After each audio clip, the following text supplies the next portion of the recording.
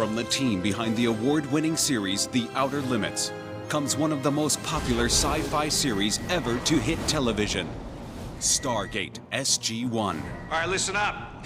We're a little pressed for time here, so this is going to have to serve as your mission briefing. This is search and rescue. Inspired by the blockbuster motion picture, executive producers Brad Wright and Jonathan Glasner were determined to turn Stargate into a hit television show. We both knew that MGM had Stargate in their library, and neither of us, without talking to each other, neither of us talked to each other about this. We each went to the president of MGM and said, you know, you have this thing called Stargate that would make a great TV series, and it couldn't have worked out better. We wrote the 2 hour together, and neither of us usually write with a partner, but it worked out very well. Once Richard Dean Anderson signed on to play Colonel Jack O'Neill, the producers needed to cast a strong ensemble of actors to ensure the series' success. We narrowed it down from looking at probably a couple thousand people on tape, down to probably 25 people, all of whom we flew to Los Angeles and did screen tests with, and came up with what I think is a great cast. Glad you made it, SG1. Where's the fanfare, General? We did kind of save the planet, sir. Again?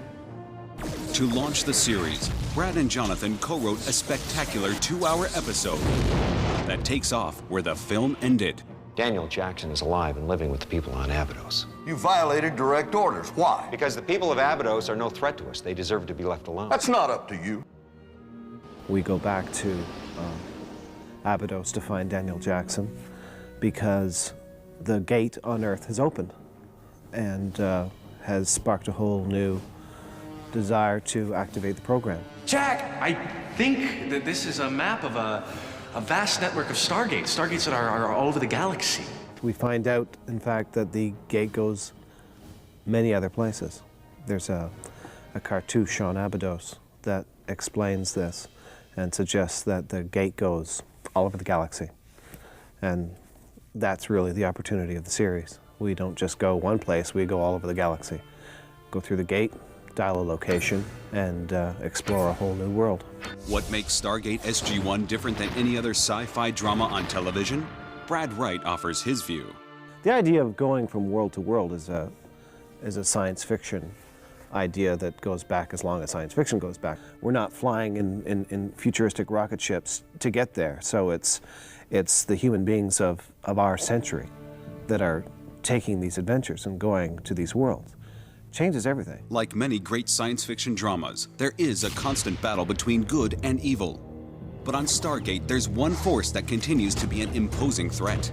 The biggest threat in our universe are the race that Ra was a member. They're called the Goa'ulds. And they have taken ancient Earth cultures and scattered them all across the galaxy. You may be the one.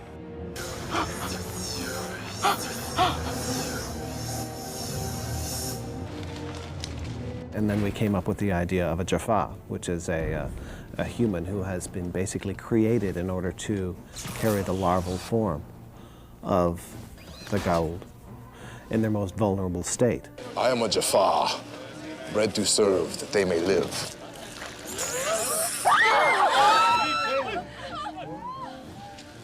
What the hell is that? It is an infant Goa'uld, the larval form of the gods.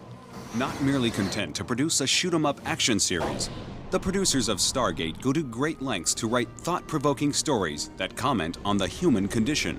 We're about to turn the tide of a world war that we know nothing about against an enemy that we know nothing about. Is that the right way to get their technology? Yes, but is it the right thing to do? It's a way to study ourselves, to look at our society and some of the mistakes we make. I will not recommend trade with a culture that enslaves its own people. I don't care what kind of technology you have to offer. How many worlds are waiting to be explored? How many gates will the SG1 team discover? Only time will tell. Probably millions. Who knows? Certainly in the thousands. At least 10 seasons worth.